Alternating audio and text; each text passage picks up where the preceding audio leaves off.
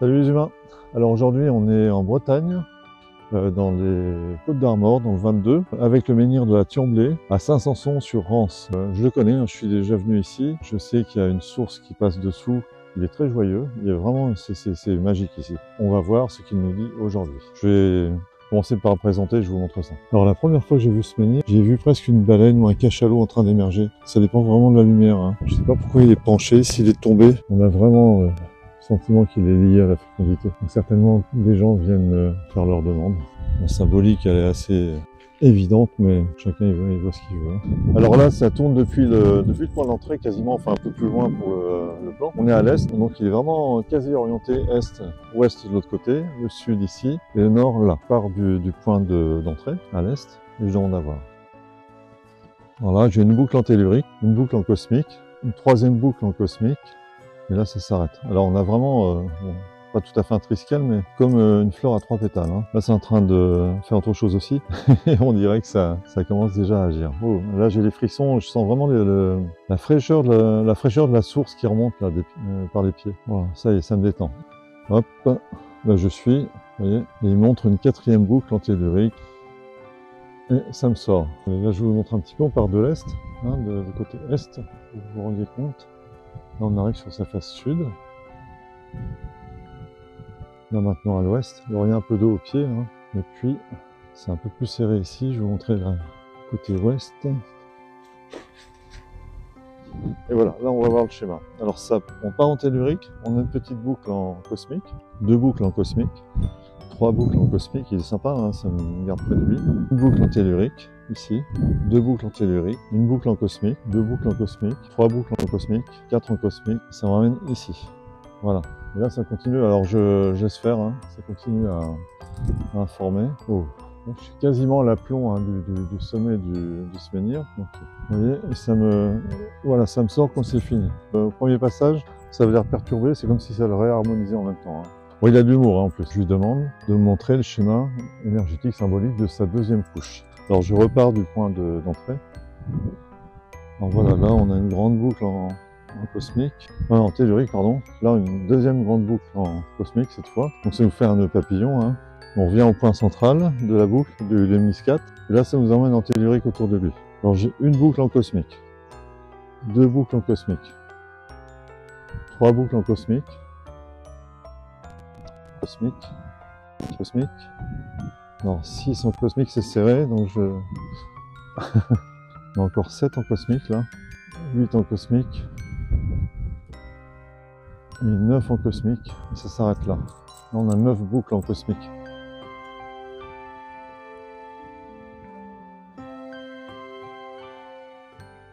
Je vais demander à voir comment se révèle sa troisième couche. Hein. Alors je repars au point de départ. Voilà, ça m'emmène en cosmique, toujours à l'est. Hein. Ça me dessine une grande boucle en cosmique. Et là, vous voyez, ça me remet face à lui, hein, tout de suite. Et là, on part en cosmique.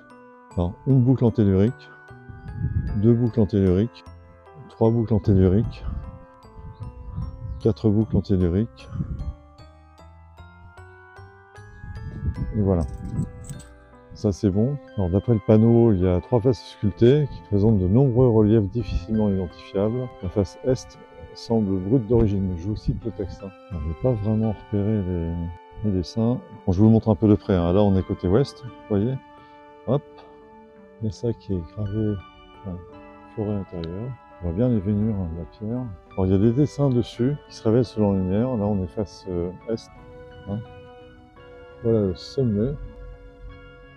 Ensuite, juste pour vous montrer un peu de près, hein, la tournure de la pierre, là on a 3 croix, alors je ne sais pas de quand elle date, j'avais pas de souvenir de ces 3 croix.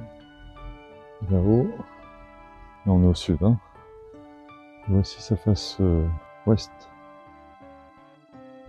C'est là où il est penché.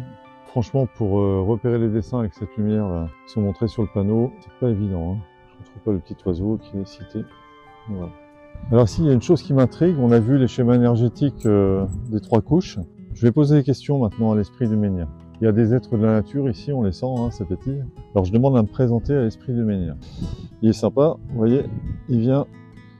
Voilà, il a changé de côté parce que tout à l'heure c'était la porte d'entrée à l'est. Il est assez facétieux, hein. Voilà, là c'est bon, c'est ok. Je le sens, c'est en train d'ouvrir mon aura.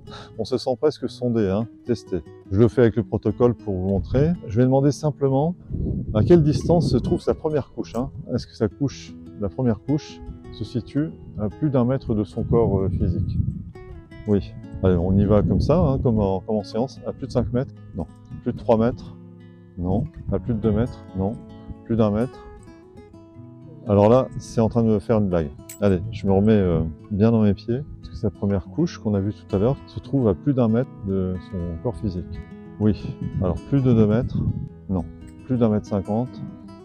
Alors ça veut dire environ 1 mètre 50. On va s'arrêter là pour l'instant, pour 1 mètre 50. Maintenant, je demande pour sa deuxième couche. Sa deuxième couche se trouve à plus de 10 mètres.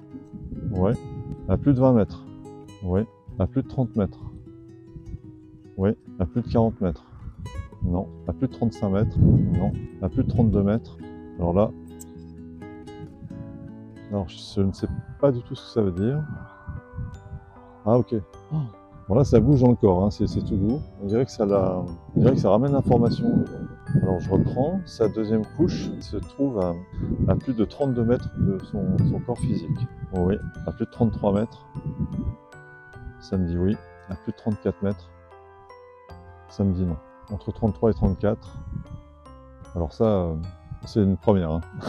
Alors je sens vraiment, pourtant je ne suis pas sur la veine d'eau là. C'est comme si l'information elle me venait de la terre parce que ça monte dans mes jambes. Et aux baguettes ça me dit autre chose. Ok, donc on continue. Alors est-ce que sa deuxième couche se situe à plus de 33 mètres de son corps physique? Non. À plus de 32 mètres, bon, on dirait qu'elle se situe à environ 33 mètres. C'est ça, voilà. Donc ça c'est bon. Alors on va voir pour la troisième, je vais changer d'angle. Hein. Alors je continue du même point, je ne l'ai pas exprimé à haute voix, parce que j'ai oublié de préciser à quel moment on demande où se trouve sa couche. Donc je vais demander maintenant, aujourd'hui. À quelle distance se situe la troisième couche? À plus de 50 mètres, à plus de 100 mètres, à plus de 150 mètres, à plus de 120 mètres, à plus de 110 mètres, à plus de 111 mètres. Oui, c'est assez rapide, hein, on sent très vite. Alors à environ 110 mètres. Voilà. Là, on sera à environ 110 mètres, sa couche extérieure, la troisième couche. C'est pour ça que je demande à réduire vraiment symboliquement quand on est autour dans un espace si réduit. Hein. Okay. Alors juste pour que vous puissiez voir, parce que de mémoire je vais le faire, je demande à entrer en contact avec l'esprit de la source qui coule ce menhir.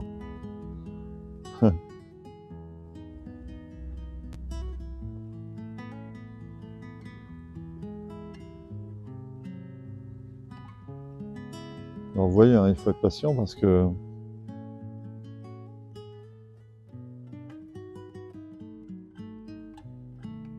voilà, là j'y suis. Alors c'est très doux hein, ici l'énergie, c'est rigolo hein, parce que en fait ça fonctionne pas vraiment. J'ai envie de vous montrer ça avec les protocoles de base, mais finalement il suffit de laisser faire et puis on comprend. Alors pas forcément avec le mental, mais on comprend ce qui se passe.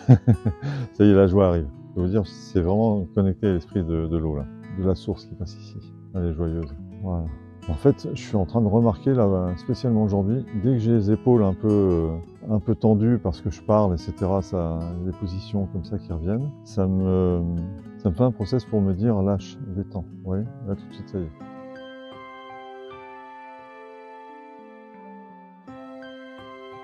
Alors, puisqu'on est connecté, enfin je suis connecté à l'esprit de la source, maintenant je demande à voir le premier bord du rayonnement de la source d'eau souterraine permanente. Vous voyez, c'est là. Alors là, on est quasi au bord du menhir. Je demande à voir l'autre bord. Voilà, et on est ici. Je vais partir du centre, à peu près là. Je demande dans quelle direction coule la source pour la démo. Voilà, alors c'est pas linéaire, hein.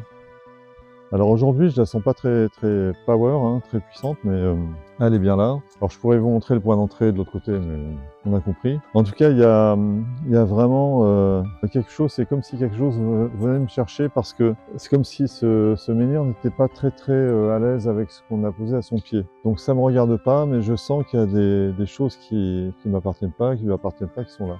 C'est certainement pour ça que ça me fait un petit peu faire des choses alambiquées au départ, que je comprends pas. Ok. On ressort par l'est. Remercier.